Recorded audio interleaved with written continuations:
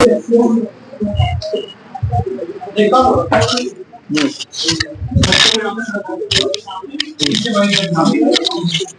हाँ, ये बढ़िया रहेगा।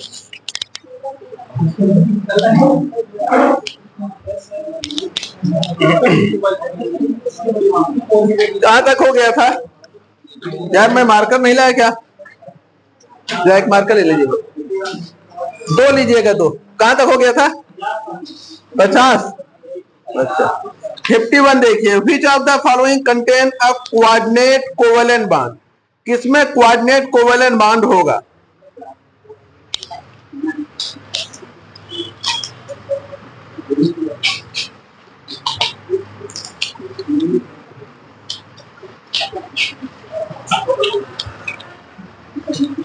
इसमें तो पहला ही होगा, NH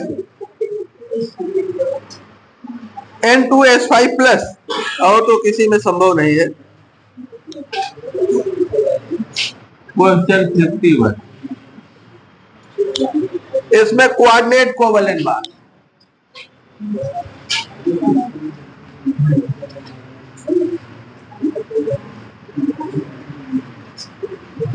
देखिए, H2N NH2H+, ठीक है ना? पहला ही विकल्प सही है। 52 में देखिए, many ionic crystals dissolve in water because उनका हीट ऑफ हाइड्रेशन ज्यादा होता है। Water decreases the inter. अच्छा, यहां हीट ऑफ हाइड्रेशन नहीं दिया गया, दूसरे चीजें दी गई है, ठीक है। देखिए, इस पे थोड़ा सा और बातों पे चर्चा कर दें, लेकिन क्वेश्चन देखिए, many ionic crystal dissolve in water because ionic crystal dissolve in water,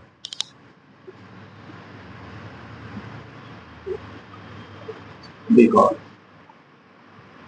यहां हीट ऑफ हाइड्रेशन नहीं दिए हैं, बल्कि दूसरे कारण यहां पे दिए गए हैं विकल्प में, उन पे भी चर्चा कर लेते हैं। देखिए, पानी को हम यूनिवर्सल सॉल्वेंट मानते हैं ना, सार्वभौमिक विलायक, सार्वभौमिक विलायक, ठीक है। सबसे अच्छा विलायक पानी को ही माना जाता है, इसलिए हमारे शरीर में विलायक के रूप में पानी ही है। कारण क्या है? पानी सबसे अच्छा सॉल्वेंट, यूनिवर्सल सॉल्वेंट क्यों माना गया है?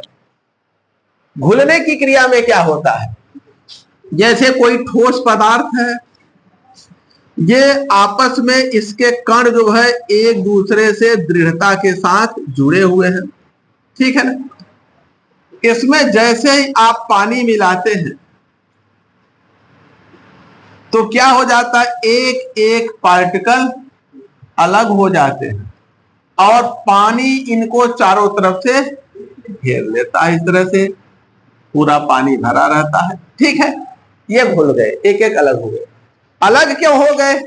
जैसे दो को अलग कर देना, उनके बीच का जो आकर्षण बल है उसको कम कर देना, ठीक है ना। जैसे इनकी बड़ी दोस्ती है, हम लड़ाई लगवा दें तो अभी बड़ी दोस्ती है, दुश्मनी हो जाए, जो आकर्षण था हमने इनकी इनसे शिकायत करके उस आकर्षण को खत्म कर दिया ना, तो लड़ाई हो गई। तो पानी क्या करता है, किसी भी क्रिस्टलीय ठोस में या किसी भी पदार्थ में जो घटक कणों के बीच का आकर्षण बल है, पानी उसको कम कर देता है। और पानी के इस व्यवहार को हम परावैद्युतांक डाइलेक्ट्रिक कांस्टेंट के रूप में व्यक्त करते हैं। पानी का डाइलेक्ट्रिक कांस्टेंट 82 होता है 25 डिग्री सेल्सियस पर, सबसे ज्यादा 55-56 एल्कोहल का होता है, बेंजीन का 35-36 ऐसे कुछ। यानी कि जितने लिक्विड सॉल्वेंट है उसमें सबसे ज्यादा डाइलेक्ट्रिक कांस्टेंट किसका होता है? पानी का, ठीक है ना। डाइलेक्ट्रिक कांस्टेंट जितना ज्यादा होगा, दो के बीच के आकर्षण बल को कम करने की प्रवृत्ति उतनी ही ज्यादा हो जाती है, ठीक है ना। तो पानी में अधिकतम यानी कि कई क्रिस्टलीय ठोस घुल जाते हैं क्योंकि इसका परावैद्युतांक बहुत अधिक होता है। विपरीत आवेशित कणों के बीच के आकर्षण बल को यह कम कर देता है। HCl, देखिए ये अणु है और कोवलेंट कंपाउंड है ना। HCl गैस से भरे जार में यदि लिटमस पेपर डाला जाए तो लिटमस पेपर का रंग क्या होगा? कुछ नहीं होगा। HCl गैस ना अम्लीय व्यवहार प्रदर्शित नहीं करता है। हमने कहा अगर HCl गैस एक जार में भरा हो उसमें लिटमस पेपर डाल दिए तो कुछ नहीं होगा।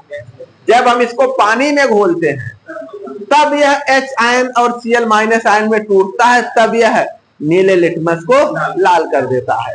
तो जब हम पानी में मिलाते हैं तो पानी इनके बीच का जो आकर्षण बल है उसको क्या कर देता है? तोड़ देता है और इनको अलग करके मिलने नहीं देता। फिर अब ये टूट गए, ये कोवलेंट था, ये आयनिक हो गए। पानी में आयनिक होता है और गैसीय अवस्था में कोवलेंट। विलयन में पानी में विद्युत का सुचालक होता है, यहाँ विद्युत का सुचालक नहीं है, कुछ अलग है। ये अम्ल होता है, ये कुछ नहीं होता, अम्ल क्षार उदासीन होता है गैसीय अवस्था में, ठीक ना। गैसीय अवस्था तो ढेर सारे क्रिस्टलीय ठोस पानी में क्यों घुल जाते हैं? क्योंकि पानी का परावैद्युतांक बहुत अधिक होता है। पानी उनके बीच, कणों के बीच लगने वाले आकर्षण बल को कम कर देता है, जिससे वे पानी में घुल जाते हैं, एक एक पार्टिकल अलग हो गए, ठीक है ना। तो इसी तरह का विकल्प है, देख लीजिए। Water is an amphiprotic solvent. दूसरा, water is a high boiling liquid. अगला, the process is accompanied by a positive heat of solution. Water decreases the interionic attraction in the crystal lattice due to solvation. यही है, इंटरआयनिक attraction को कम कर देता है, solvent इनको चारों तरफ से खुद घेर लेता है, मिटा देना। तो एक पॉइंट इसमें कारण जो है वही लिख देते हैं सही वाला, बाकी छोड़ देते हैं। Water decreases the interionic attraction because water decreases the interionic attraction. Interionic attraction in the crystal lattice due to solvation. In the crystal lattice due to solvation. ठीक है।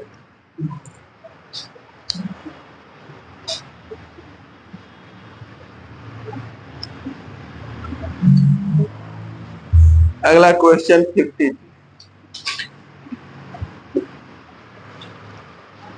द फॉलोइंग है zero valency. Zero valency sodium, aluminium, beryllium, krypton.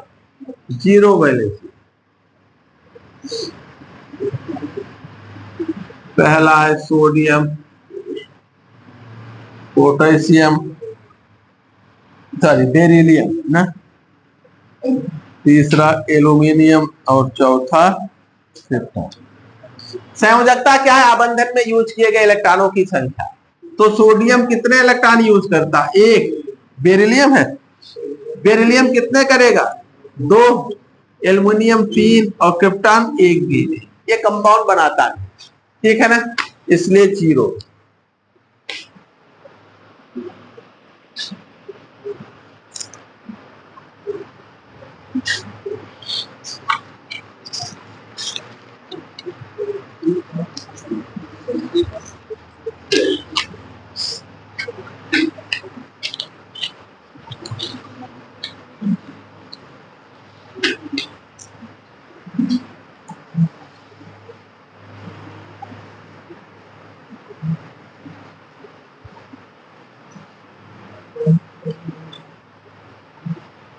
लेटा दे।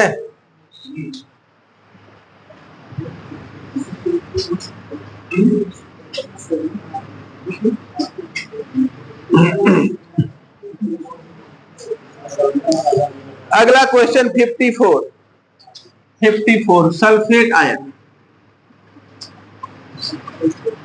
इसका shape पूछा गया। तो पहले hybridisation बता दिए। इसका संकरण क्या होगा सल्फर का?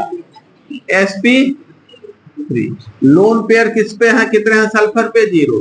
तो शेप, अगर लोन पेयर नहीं है कहीं सेंट्रल एटम पर, तो शेप जो रेगुलर ज्योमेट्री होती है, जो ऑर्बिटल ज्योमेट्री, वही मॉलिक्यूलर शेप होता है। ऑर्बिटल ज्योमेट्री यही होगा मॉलिक्यूलर शेप के, और ये टेट्राहेड्रल, ठीक है ना, ये शेप होता है।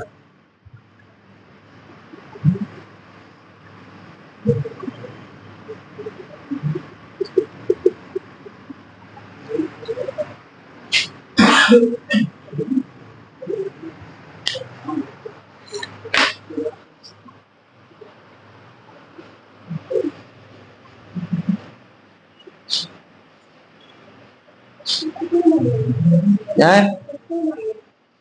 हाँ, 2 नेगेटिव चार्ज, अच्छा सॉरी, 1 नेगेटिव चार्ज और बना लीजिए, ठीक है ना, ऐसा होता है।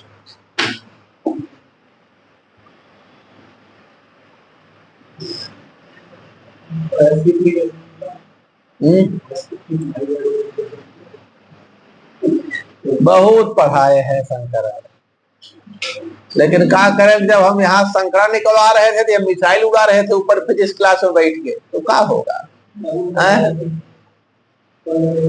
जब हम संकरण पढ़ा रहे थे तो ये मिसाइल उड़ा रहे थे, अब कोई मिसाइल काम थोड़ी दे रहा है यहाँ।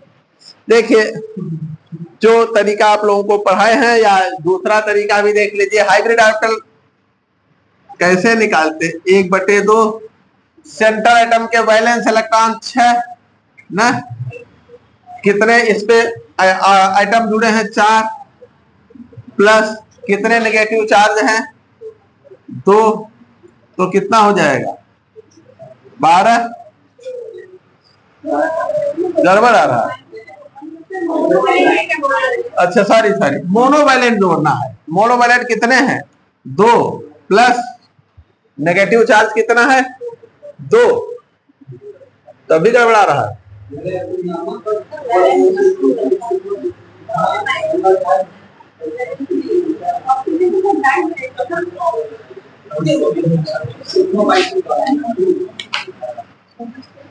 इसमें जो है, इसका वैलेंस इलेक्ट्रॉन 6 हो गया, और 6 और बॉन्ड कितने बना लिया? 4 सिग्मा बॉन्ड है, 10/2, तभी तो 5 आ रहा है।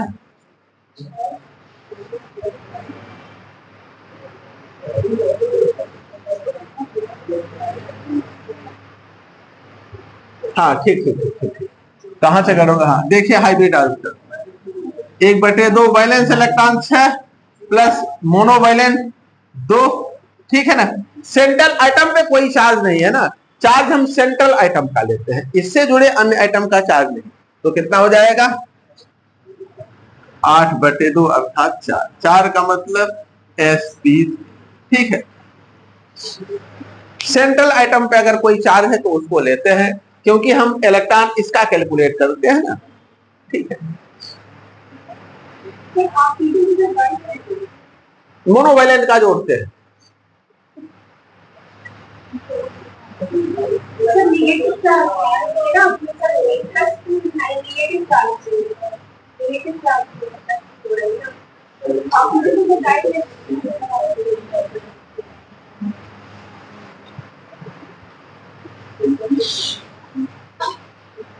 जो इस पे सिंगल बॉन्ड बना है वही जोड़ते। अगला आते हैं,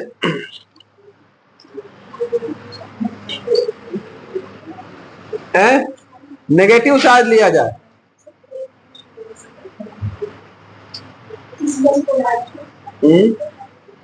नेगेटिव चार्ज लेंगे तब भी वही आ रहा है। चलिए अभी आगे देखा जाएगा, ठीक है, मिटा दें।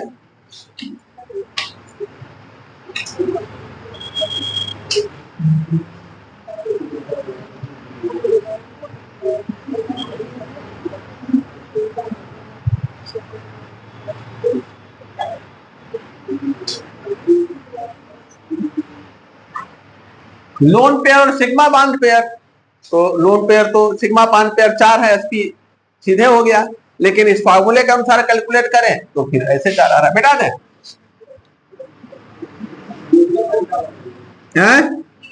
दूसरा तरीका, अच्छा चलिए, वैलेंस शेल में 6 इलेक्ट्रॉन सल्फर के, और जो ऑक्सीजन 4 जुड़े हैं, उनके संयोजी कोष में सब में दोनों ऑक्सीजन में 6 है और अगले 6 है 24, 2 नेगेटिव चार्ज है। ठीक है, तो कितना हो गया 32। 32 को 8 से डिवाइड करेंगे तो 4 और रिमाइंडर 0, sp3। जो जिसको पढ़ा है उसको वो सरल लग रहा है, आप लोग इसको पढ़े। ठीक है, अब चलिए आते हैं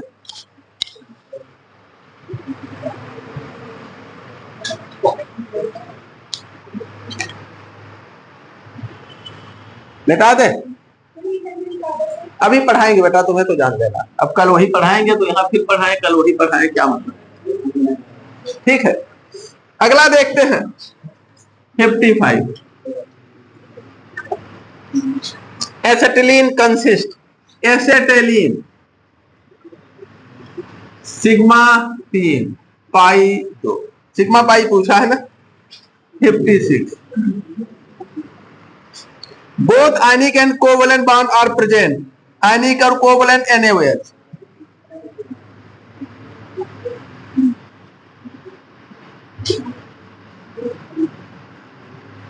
यहां पर आयनिक और कोवलेंट,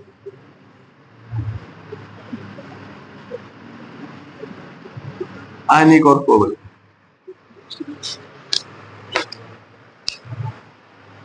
लेटा दे।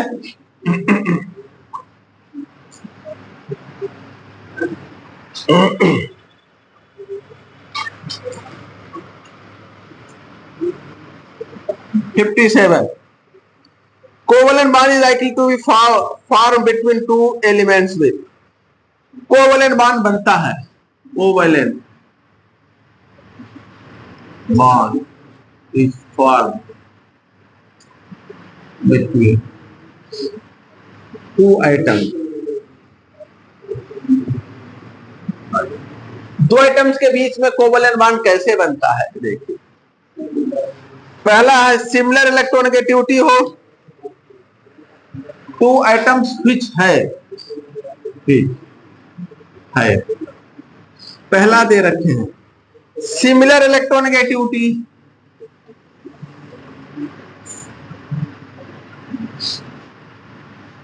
दो आइटम्स के बीच कोवलेंट बॉन्ड कब बनता है, जब उनकी इलेक्ट्रोनेगेटिविटी समान हो, लो आयोनाइजेशन एनर्जी, तीसरा लो मेल्टिंग पॉइंट, और चौथा दे रखे हैं for ion with a small charge, ion with small charge. तो देखिए जिनका सिमिलर इलेक्ट्रोनेगेटिविटी, ठीक है, इलेक्ट्रोनेगेटिविटी जिनकी समान है वो सामान्यतः कोवलेंट बॉन्ड का निर्माण करते हैं।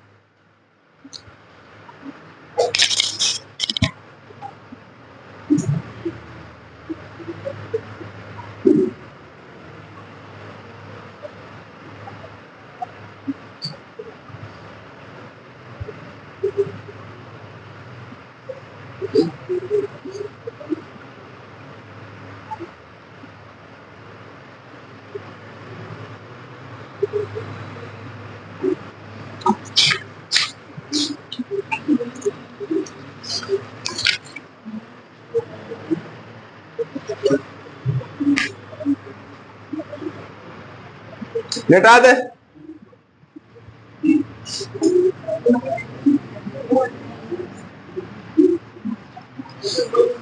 अगला question 58। At ordinary temperature and pressure, at ordinary temperature and pressure among halogen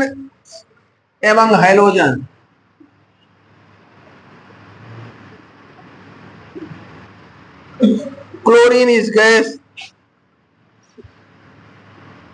bromine liquid and iodine solid। ठीक है, this is because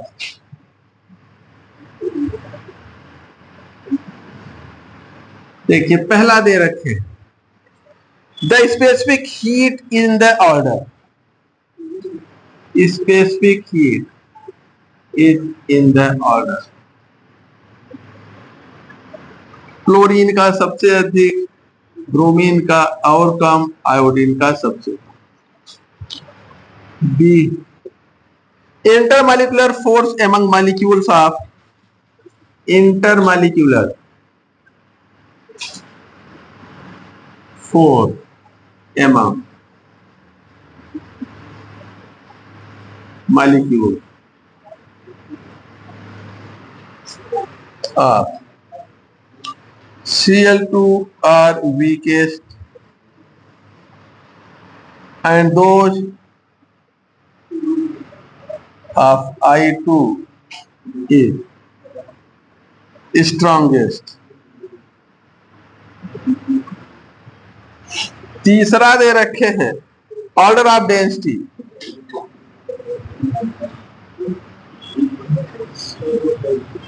I2, Br2 और Cl2। चौथा ऑर्डर ऑफ स्टेबिलिटी,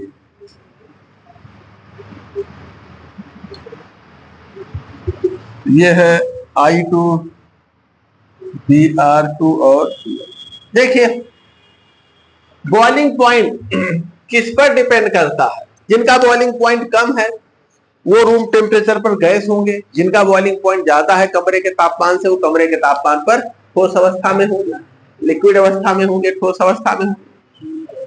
हम लोगों ने अभी देखा कि ये नॉन पोलर है ना, क्लोरीन, ब्रोमीन, आयोडीन सभी क्या है, नॉन पोलर है। इनका इंटरमॉलिक्यूलर फोर्स जितना ज्यादा होगा इनके बॉइलिंग पॉइंट उतना ज्यादा होगा, ठीक है ना। और इंटरमॉलिक्यूलर फोर्स या वनडरवाल फोर्स किस पे डिपेंड करता है, इनके मॉलिक्यूलर वेट पर और इनके मॉलिक्यूलर साइज पर। सबसे ज्यादा इसका मॉलिक्यूलर वेट है, सबसे ज्यादा साइज इसी की है। तो यहाँ दो अणुओं के बीच आकर्षण बल सबसे अधिक यहाँ होगा, मेल्टिंग पॉइंट इसका सबसे ज्यादा होगा या बॉइलिंग पॉइंट सबसे ज्यादा, इसलिए ठोस अवस्था में, इसका और कम, इसका और कम। तो दूसरा जो विकल्प है intermolecular force among molecules of chlorine are weakest, और आयोडीन में क्या होगा, स्ट्रॉन्गेस्ट, क्योंकि इसका मास और साइज दोनों बड़ा, इसका मास साइज दोनों छोटा है। तो विकल्प बी सही होगा, ठीक है। सी क्या है, डेंसिटी नहीं, डेंसिटी नहीं बल्कि सरफेस एरिया। जैसे डेंसिटी जहां समान हो, हम एल्केन्स को लेते हैं ना, alkane, n propane, n pentane, isopropane, neopentane, उनका जो है अगर हम देखें मोलर मास समान, लेकिन सरफेस एरिया क्या होता है, ब्रांचिंग के साथ घटता जाता है। तो सरफेस एरिया जब घटता जाएगा तो इंटरमॉलिक्यूलर फोर्स कम होता जाता है, ठीक है ना। साइज हम देखते हैं, साइज और मोलर मास, डेंसिटी का क्रम सही है, लेकिन इसी वजह से यह है ऐसा नहीं कहेंगे ना, बेटा दे।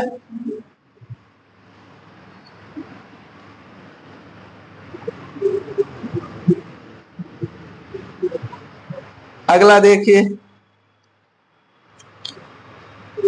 59, which of the following statements is true about CuNH4SO4? True about Cu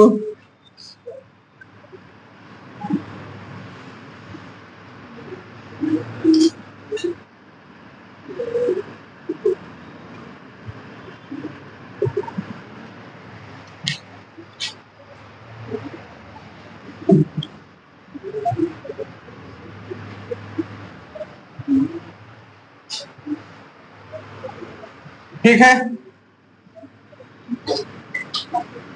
देखिए पहला,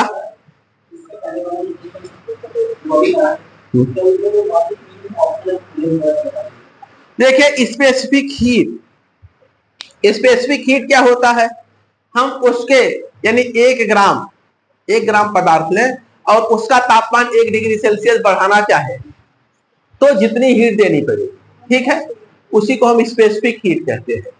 और स्पेसिफिक हीट का क्या क्रम है, अब ये तो यहां कंफर्म नहीं है, ठीक है, लेकिन स्पेसिफिक हीट की वजह से इनका मेल्टिंग बॉइलिंग पॉइंट ज्यादा हो ये कोई जरूरी नहीं है, क्योंकि प्रति ग्राम है ना। एकांक द्रव्यमान लेंगे तो स्पेसिफिक हीट से कोई फर्क नहीं पड़ता।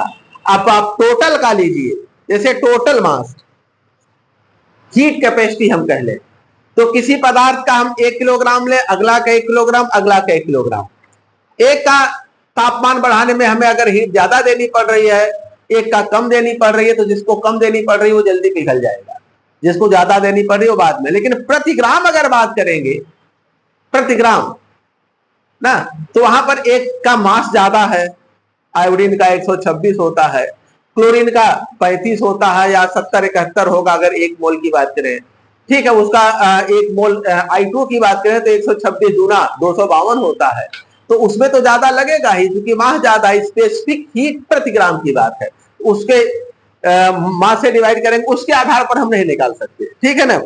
उसके बाद अगला इन्होंने कहा है कि डेंसिटी, जो इंटरमॉलिक्यूलर फोर्स है वो सरफेस एरिया पर डिपेंड करता है, अगर नॉन पोलर है तो, ठीक है। सबका मास अगर अधिक है तो मास पर, तो आयोडीन का तो मास सबसे अधिक है, ठीक है, इंटरमॉलिक्यूलर फोर्स उसका ज्यादा होगा, ठीक है ना। डेंसिटी हमें लगता है आयोडीन की ज्यादा है, हाँ, मास बहुत बढ़ गया ना, मास बहुत ज्यादा हो जा रहा है इसका। क्रम तो सही है ये जो इन्होंने लिखा है, लेकिन यह क्रम उत्तरदायी है, रिस्पॉन्सिबल है इनके मेल्टिंग बॉइलिंग पॉइंट के लिए, ये जरूरी नहीं।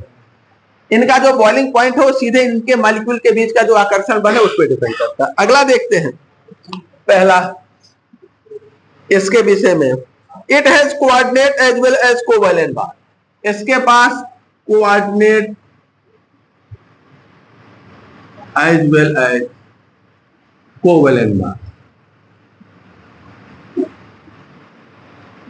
पहला। दूसरा कह रहे हैं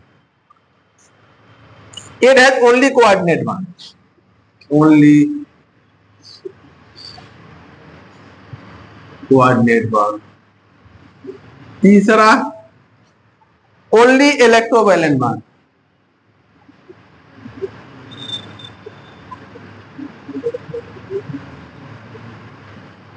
चौथा electrovalent as well as coordinate, electrovalent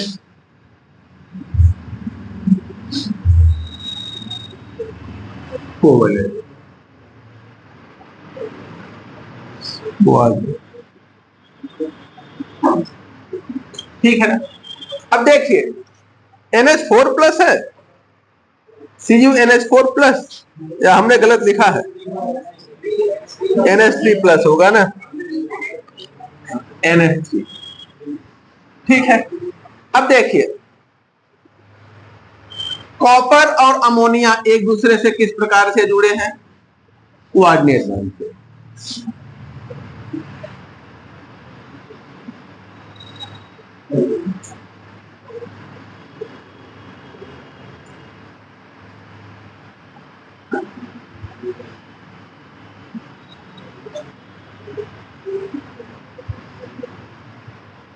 ठीक है, तो इसमें जो है नाइट्रोजन और हाइड्रोजन आपस में कोवैलेंट बॉन्ड से जुड़े हैं, अमोनिया और कॉपर कोऑर्डिनेट बॉन्ड से, और बाकी CuNH4 और सल्फेट आयन एक दूसरे से आयनिक बॉन्ड से जुड़े हुए हैं। तो इसमें coordinate, covalent, only coordinate, only electrovalent, electrovalent as well as coordinate.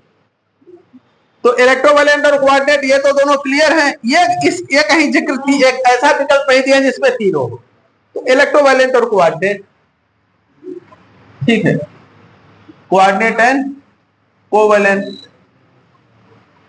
Electrovalent और कोऑर्डिनेट नहीं, एक तो कोवैलेंट भी, यहाँ कोवैलेंट है, कोऑर्डिनेट है, कोऑर्डिनेट है, इलेक्ट्रोवैलेंट है, इसमें भी कोवैलेंट बॉन्ड है। तो मेरा इलेक्ट्रोवैलेंट और कोऑर्डिनेट फंसा दिए हैं यार।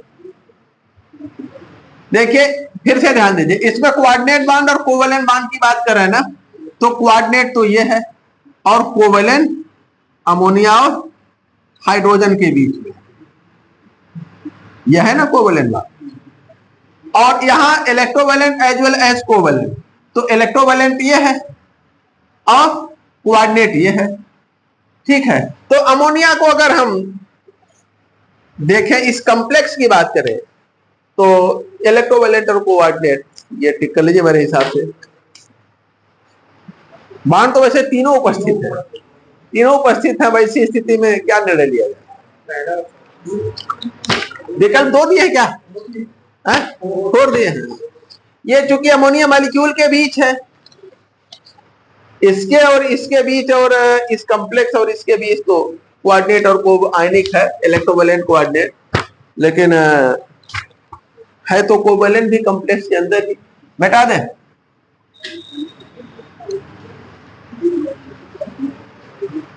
Question 60, which of the following substance has covalent bond? Covalent bond.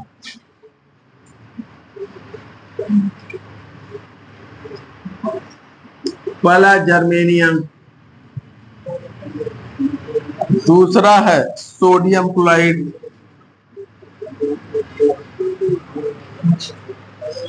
तीसरा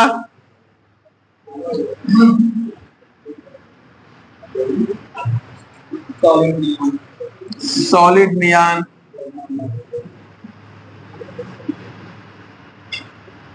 चौथा कॉपर। अब देखिए यहां तो मेटेलिक बॉन्ड होगा, नियॉन में वन डर वाल्स फोर्स होगा, ये तो कोई बॉन्ड नहीं बनाते। यहां आयनिक होगा, इसी में जर्मेनियम में कोवैलेंट, कार्बन में कोवैलेंट होता है, सिलिकॉन में, जर्मेनियम में, ये जो है एक दूसरे से कोवैलेंट बॉन्ड के माध्यम से जुड़ते हैं। ठीक है ना? कार्बन, सिलिकॉन, जर्मेनियम आपस में कोवैलेंट बॉन्ड के माध्यम से जुड़ते हैं।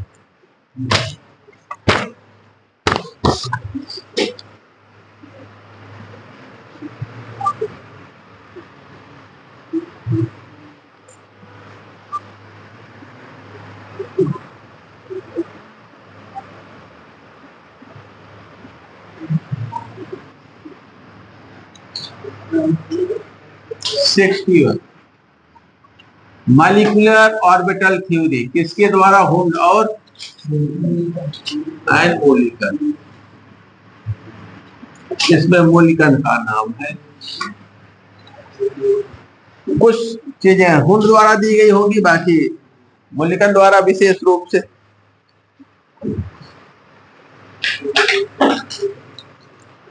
अगला 62, sp2 हाइब्रिड ऑर्बिटल्स में एंगल कितना होता है? 120 डिग्री। ठीक है ना? sp2 हाइब्रिड ऑर्बिटल में एंगल पूछा है 120 डिग्री। अगला 63,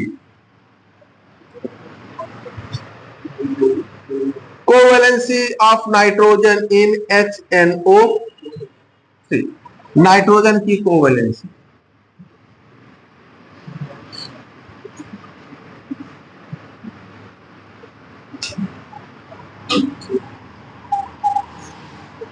तो ये होता है HNO3। बोलिए भाई।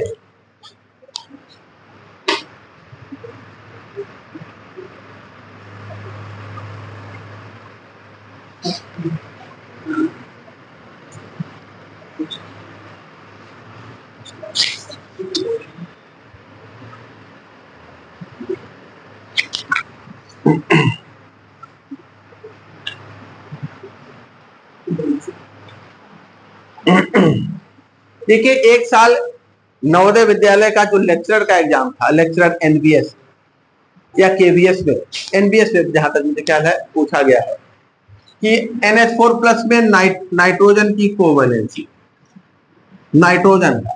ठीक है? अब इसको भी देख लीजिए, फिर ये भी अपने आप आ जाएगा।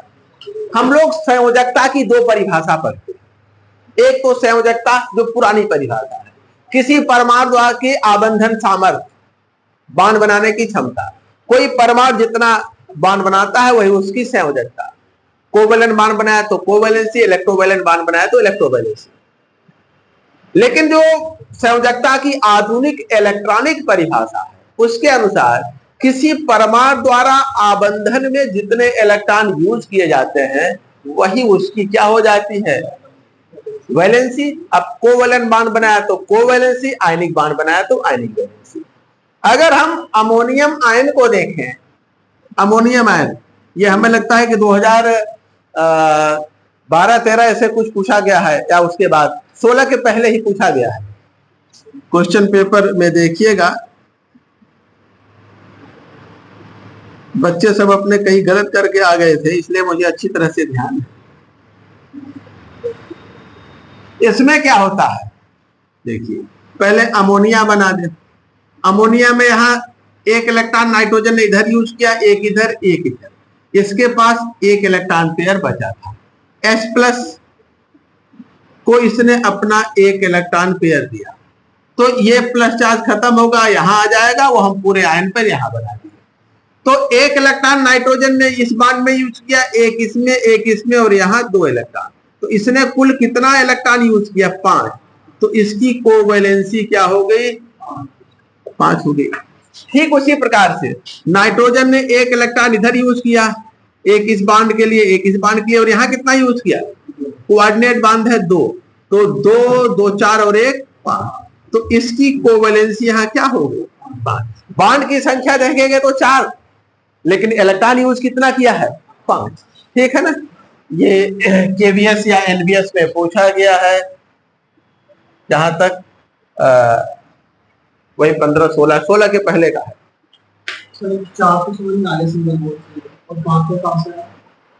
5 बांड नहीं, इलेक्ट्रॉन की संख्या, इलेक्ट्रॉन की संख्या। ठीक है ना, जो उपसंयोजक बांड है उसमें दोनों इलेक्ट्रॉन नाइट्रोजन ने दिया है ना। फिर से देख लीजिए, कितने बांड कितने इलेक्ट्रॉन नाइट्रोजन यूज करेगा वही उसकी कोवैलेंसी। चलिए, नाइट्रोजन के पास कितने इलेक्ट्रॉन होते हैं संयोजी कोष में, 5 इलेक्ट्रॉन होते हैं। ठीक है, एक इसने इधर हाइड्रोजन से जोड़ लिया, एक इधर हाइड्रोजन से जोड़ लिया, एक इधर हाइड्रोजन से जोड़ लिया। अब इसने कितना इलेक्ट्रॉन यूज कर लिया, 3 यूज कर लिया, अभी ये 2 ठो बचे हैं। अगला हाइड्रोजन आयन NH4 में जो चौथा हाइड्रोजन जुड़ता है वो कटायन के रूप, H+ के रूप में। इसके पास तो कोई इलेक्ट्रॉन नहीं है, यही दोनों अपना इलेक्ट्रॉन इसको देके आबंधन करता है। एक इलेक्ट्रॉन यहां यूज किया, एक इस हाइड्रोजन के साथ, एक इस, और इस हाइड्रोजन के साथ कितना यूज किया, 2, कुल कितना किया, 5। तो इसकी कोवैलेंसी कितनी हो गई, 5 हो गई। ठीक है ना, जैसे BaCl2 है, बेरियम ऑफ फ्लोरीन, इसके संयोजी कोष में 2 इलेक्ट्रॉन होता है, इसमें 7 और 7। इसने अपना एक इलेक्ट्रॉन इसको दिया और एक इसको दिया, इसने कुल कितना इलेक्ट्रॉन दिया, 2, तो इसकी इलेक्ट्रोवैलेंसी कितनी हो गई, यहाँ चूंकि आयनिक बांड बनाएगा तो इलेक्ट्रोवैलेंसी 2 हो गई, और इसकी क्या हो गई, इसने कितना लिया, 1, और इसने कितना लिया, 1। तो इनकी विद्युत संयोजकता 1-1 है और इसकी विद्युत संयोजकता 2 है, क्योंकि इसने एक इलेक्ट्रॉन 2 कुल निकाला है ना। सोडियम की विद्युत संयोजकता 1 होगी, ठीक है ना। कैल्शियम की अगर आयनिक बांड बना रहा है तो 2 हो जाएगी, समझ गए कि नहीं। अब तो इस पे कंफ्यूज ना होइएगा, क्योंकि हमारे दिमाग में वही पुरानी धारणा रहती है, छोटी क्लास में यही पढ़ते हैं कि जितने बांड बनाएगा वही उसकी कोवैलेंसी, कोवैलेंट बांड जितना बनाएगा वही कोवैलेंसी। लेकिन अगर कहीं कोऑर्डिनेट बांड बना है तो वहां इलेक्ट्रॉन 2 यूज हो गया तो कोवैलेंसी 1 बढ़ जाती है, ठीक है ना। चलिए अगला देखते हैं, मिटा दे,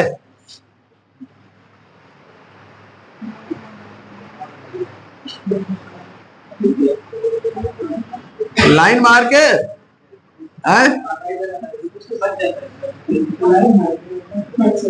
लाइन मार के बचा रहे हैं। अगला देखते हैं, क्वेश्चन नंबर 64।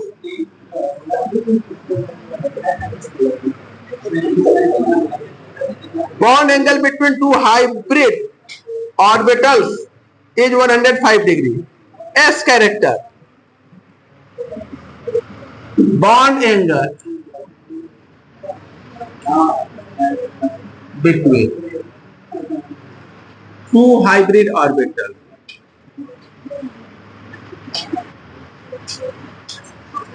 ए कितना है 105 डिग्री.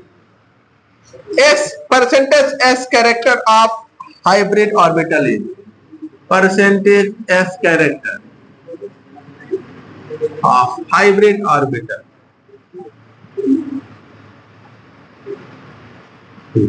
ठीक है, देखिए एक formula cos theta equal to S upon S minus.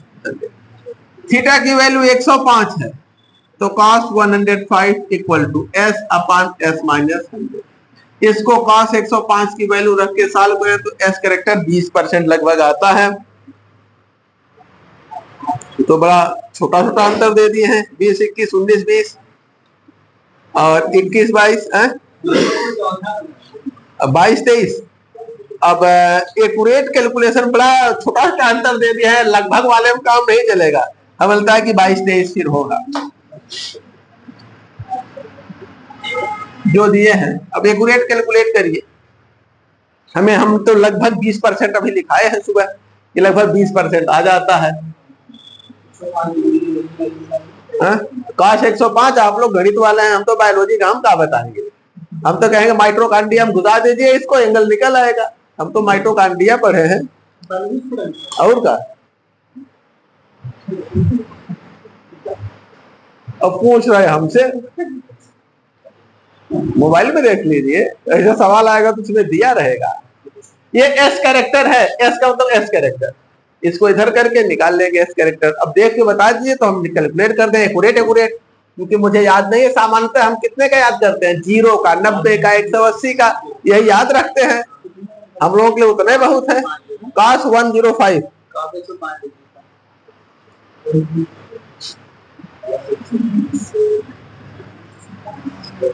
105 का बताइए तो हम सॉल्व कर दें. कितना आ गया? -0.24. अब रख के सॉल्व कर लो भैया. -0.24 इक्वल टू अब into S minus 100 equal to S के ब्रैकेट ओपन कर लीजिए.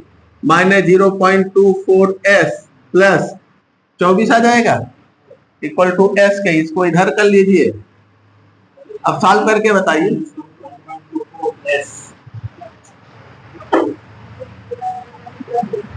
इसको इधर कर दे, जुड़ जाएगा. -1.24 S इक्वल टू 24. तो S इक्वल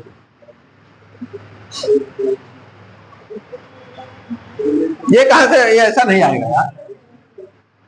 ये इसको आप इधर कर लीजिए तो 24. हाँ ठीक है, ठीक 1.24 S. अब S इक्वल टू 24 अपान 1.24 यही आएगा.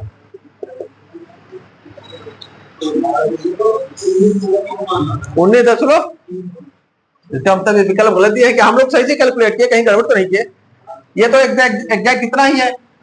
cos 105 का 0.24 और हमने इसको इधर कर दिया. माइनस इतना माइनस प्लस 26 है.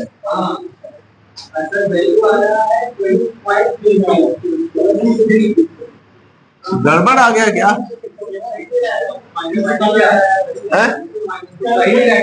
अब मेरा कैलकुलेटर अलग अलग दे रहा होगा कोई बात.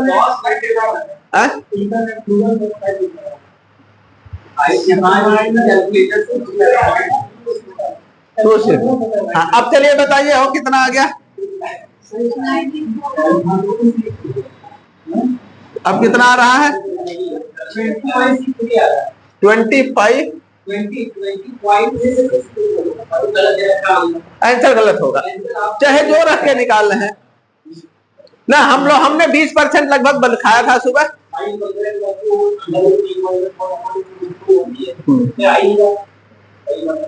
तो कितना आ जाएगा 20 से 21 के बीच, पहला वाला। बहरहाल 20 से 21 के बीच परसेंटेज एस 20 to 21, ठीक है ना। 23 नहीं आएगा। हाँ हाँ, 20 से 19.35, तब तो 19 से 20 में आ गया।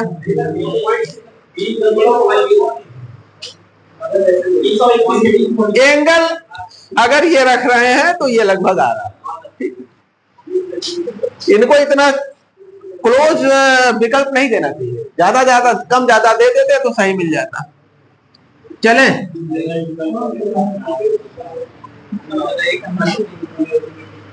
अगला 65।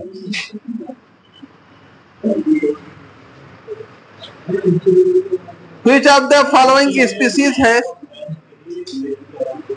क्या हो गया? अब यार हमें इसका एक्यूरेट वैल्यू पता नहीं है। आप लोग जो पा जाइए मोबाइल से, नेट से कैलकुलेटर उसको रख लीजिए। 24 कहां से देखा? नेटवर्क पे तो जितनी जगह देखो उतनी वैल्यू दिखा रहा है। चलिए जो भी है,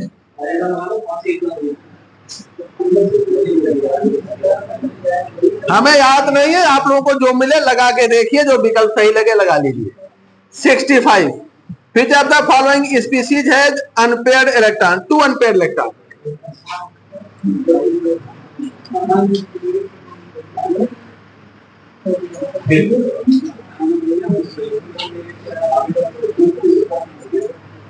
फार्मूला मैंने जो बताया उसी को लगा लेंगे तो आ जाएगा। पहला है O2, दूसरा है O2 प्लस, तीसरा है O2 माइनस और चौथा है O2 माइनस।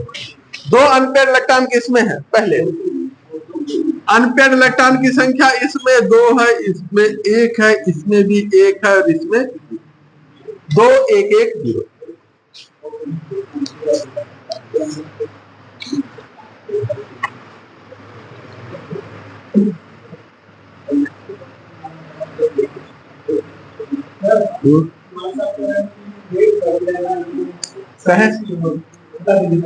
क्यों बढ़ रही है?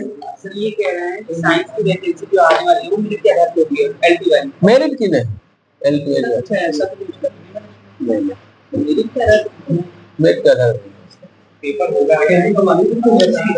वैकेंसी कब आवे ये नहीं पता, लेकिन होगी तो लिखित परीक्षा के आधार। जब पिछला लिखित परीक्षा के आधार पर हुआ तब अगला काहे मेरिट पे नहीं? अब मेरिट पे, मेरिट के आधार पर संभव नहीं। हाँ, मेरिट के आधार पर संभव है।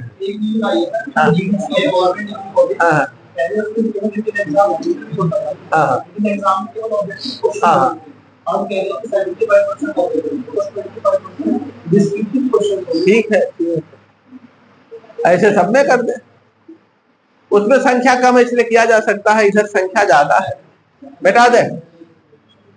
प्री मेंस 2 करा दे तो ठीक है, एक एग्जाम में दोनों ना कराओ, बल्कि प्री ऑब्जेक्टिव करा दे, मेंस डिस्क्रिप्टिव करा दे, जैसा लेक्चरर में है।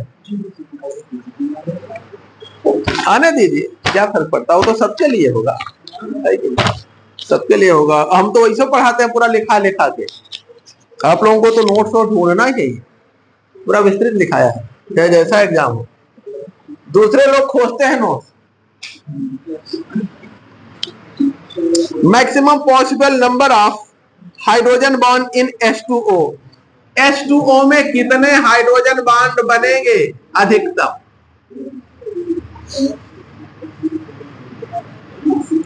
देखिए इस पे 2 हाइड्रोजन है, 2 लोन पेयर है, तो ये दोनों हाइड्रोजन भी बनाएगा और लोन पेयर भी बनाएगा, तो टोटल कितने हो गए?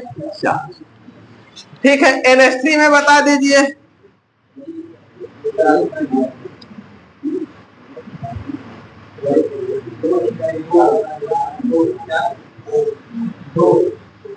इसमें कितने हाइड्रोजन बॉन्ड बनेंगे? 2। जितना दोनों बराबर संख्या में यूज होने हैं, लोन पेयर और हाइड्रोजन एटम बराबर संख्या में यूज होंगे, ये नहीं कि 1 हो या 3 यूज हो जाए, यहाँ 2, ठीक है ना। और HF में देख लीजिए, ये नहीं जितना लोन पेयर पाए भन से बना के रख दिए, ऐसे नहीं होना है। यहाँ एक हाइड्रोजन है तो एक लोन पेयर भी चाहे किसी एक को यूज कर लीजिए, तो यहाँ भी अगर दोनों बराबर संख्या में तो दोनों यूज होंगे, लेकिन अगर बराबर संख्या में नहीं है तो दोनों बराबर है यूज होंगे, कम ज्यादा नहीं।